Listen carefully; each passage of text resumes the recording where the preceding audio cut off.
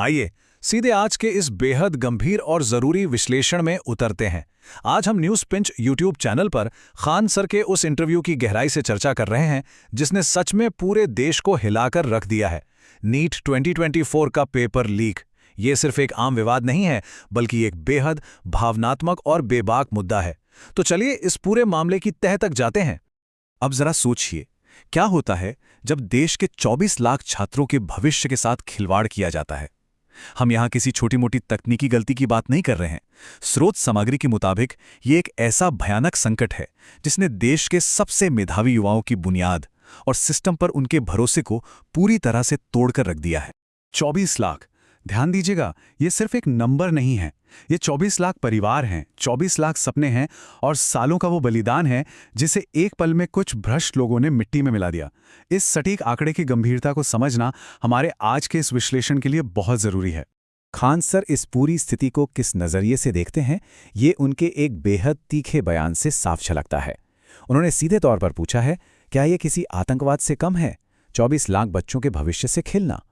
उन्होंने बिना किसी हिचकिचाहट के इस पेपर लीक को राष्ट्रीय स्तर के आतंकवाद के बराबर रखा है।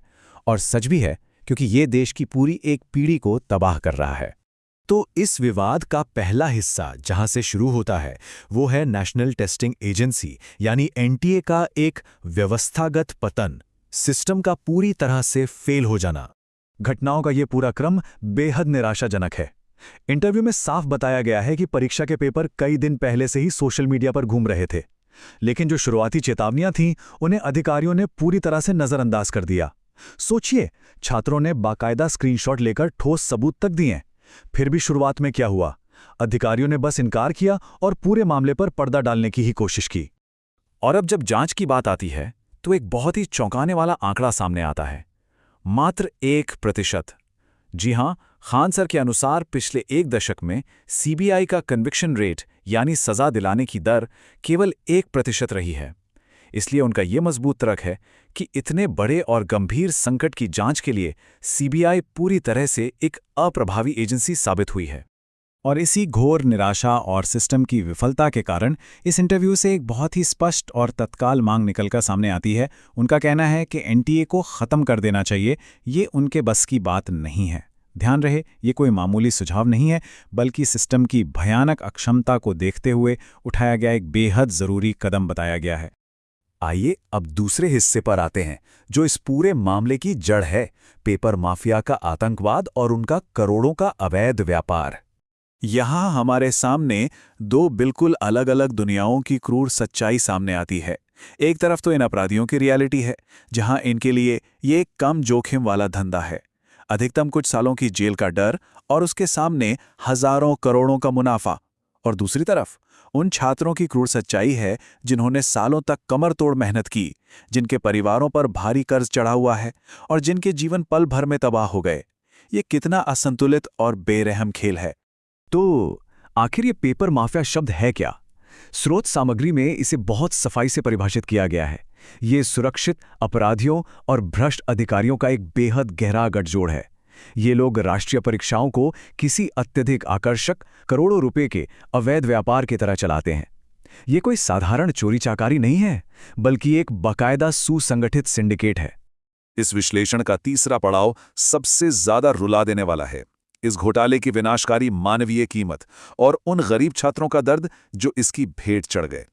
इंटरव्यू में एक ऐसी सच्चाई साझा की गई जो सच में दिल तोड़ देती है।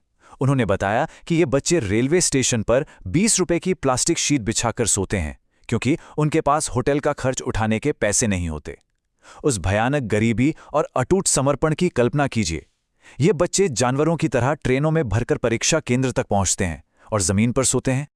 और उनकी ये मेहनत सिर्फ किताबों या दिमाग तक सीमित नहीं है। सालों की लगातार और अथक पढ़ाई के कारण उनकी उंगलियों पर हमेशा के लिए पेन के निशान पड़ जाते हैं। गलत पॉस्चर में घंटों लगातार बैठे रहने से उनकी रीढ़ की हड्डी तक में चोट आ जाती है। ये वो शारीरिक कीमत है, वो फिजिकल टोल है, जिसे ये भ्रष्ट सिस्टम एक झटके में बिल्कुल अर्थहीन कर देता है। खान सर ने इस दौरान एक शोक संतप्त छात्र का जो किस्सा बताया, वो किसी को भी झकझोर कर रख देगा। उन्होंने बताया, जनवरी में उसकी मां का निधन हो गया। उसने उनका सपना पूरा करने के लिए पढ़ाई की और अब वो मुझसे पूछता है कि सर अब हम क्या करें।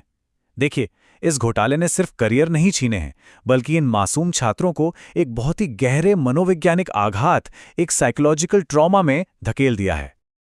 और अगर हम लड़कियों की बात करें तो उनके लिए परिणाम और भी ज्यादा भयानक हो जाते हैं। इंटरव्यू में विशेष रूप से इस बात पर चिंता जताई गई है कि कई छात्राओं के लिए इस परीक्षा में फेल होने का मतलब सिर्फ 1 साल बर्बाद होना नहीं है, बल्कि ये उनकी पूरी शिक्षा का अंत है। और इसके तुरंत बाद उन्हें जबरन शादी के बंधन में धकेल दिया जाता है। उनकी आज़ादी और अपने पैरों पर खड़े होने की इकलौती उम्मीद वहीं खत्म हो जाती है। चलिए, अब इसके चौथे पहलू की तरफ बढ़ते हैं। ये घोटाला सिर्फ कुछ व्यक्तियों का नुकसान नहीं है, बल्कि ये सीधे तौर पर हमारे देश और देश की चिकित्सा व्यवस्था के लिए एक बहुत बड़ा खतरा है। अब इसका सबसे डरावना हिस्सा समझिए। जब अयोग्य लोग, जिनके पास क्षमता नहीं है, वो पैसा देकर सिस्टम में घुस जाएंगे और डॉक्टर बन जाएंगे, तो इसका क्या अंजाम होगा? इसका सीधा सा मतलब है कि वो कल को ऑपरेशन थिएटर में लाखों मासूम लोगों की जान जोखिम में डालेंगे। स्रोत सामग्री में इस बात पर बहुत जोर दिया गया है कि मेडिकल परीक्षा से समझौता करने का ये सबसे भयानक और खतरनाक नतीजा निकल कर आएगा। और खराब बात यह है कि इसका असर सिर्फ देश के अंदर तक सीमित नहीं रहेगा। इंटरव्यू में एक बहुत ही स्पष्ट और कड़ी चेतावनी दी गई है। अगर ऐसा ही चलता रहा तो भारत के तेजी से बढ़ते और अंतर्राष्ट्रीय स्तर पर भरोसेमंद मेडिकल टूरिज्म उद्योग का पूरी तरह से पतन हो सकता है। आने वाले दशक में हमारे डॉक्टरों और पूरे मेडिकल सिस्टम पर से दुनिया का भरोसा हमेशा के लिए उठ सकता है। तो अब सवाल ये उठता है कि इसका हल क्या है? हमारा 5वां और आखिरी हिस्सा इसी मुद्दे पर यानी अंतिम न्याय की मांग और उन ठोस समाधानों पर केंद्रित हैं जिन पर चर्चा की गई है। इंटरव्यू में रखी गई इन मांगों का कड़ा रुख साफ देखा जा सकता है। सबसे पहली मांग है एनटीए को तुरंत खत्म करना और पीएमओ यानी प्रधानमंत्री कार्यालय द्वारा सीधे संचालन और निगरानी की व्यवस्था करना। इसके साथ ही एनआईए द्वारा जांच और एनएसए और यूएपीए जैसे सख्त आतंकवादी विरोधी कानूनों का इस्तेमाल करने की बात कही गई है। और हाँ, पेपर माफिया के लिए सीधे मौत की सजा की मांग की गई है, ताकि आगे से किसी भी अपराधी में ऐसा करने का खौफ पैदा किया जा सके। इन सभी बदलावों को जमीन पर उतारने के लिए कुछ खास कानूनी और जांच संबंधी कदम सुझाए गए हैं, जैसे कि सबसे पहले पेपर लीक को कानूनी रूप से राष्ट्रीय आतंकवाद का कृत्य घोषित करना। उसके बाद सुस्त चलने वाली सीबीआई जांच की जगह एनआईए की तेज तर्रार कार्रवाई शुरू करना। और सबसे बढ़कर इन अपराधियों का जो आर्थिक लालच है, जो फाइनेंशियल इंसेंटिव है, उसको पूरी तरह तोड़ने के लिए मृत्युदंड जैसी सख्त से सख्त सजा का प्रावधान करना। ये वो अहम कदम है जिन पर सबसे ज्यादा जोर दिया गया है। खैर, ये पूरा विश्लेषण एक ऐसे सवाल पर आके रुक जाता है जिस पर हम सबको बेहद गौर से सोचना चाहिए। देश के युवाओं के भविष्य को हमेशा के लिए सुरक्षित करने के लिए आखिर हमें और क्या करना होगा? ये संकट बहुत गहरा है, बहुत संगीन है और अब एक तुरंत बड़े व्यवस्थागत बदलाव की मांग करता है। उम्मीद है कि इस चर्चा से इस मुद्दे की जटिलता और इस क्रूर सच्चाई को समझने में एक साफ नजरिया मिला होगा। इस बारे में जरूर सोचिएगा।